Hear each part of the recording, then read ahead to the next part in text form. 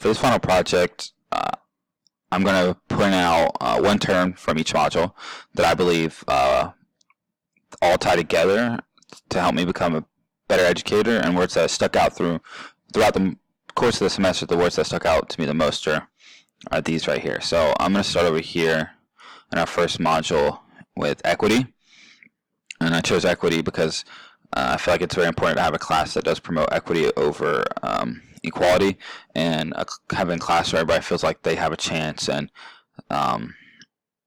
able to all learn together is going to be create the best results for me and them as students.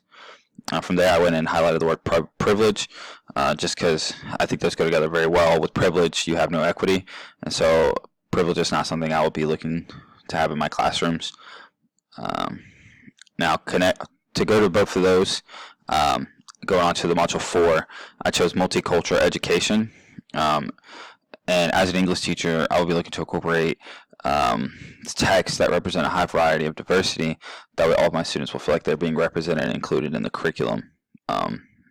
Doing that will help with having the equity as well. Now from there, I picked a word that actually was connected to both the module sexuality and gender, and that word is advocate. And I wanted to incorporate being an advocate into my career as an educator, just that way students know that I'm there for them, I support them, no matter, regardless of their race, their sex, their gender, anything else.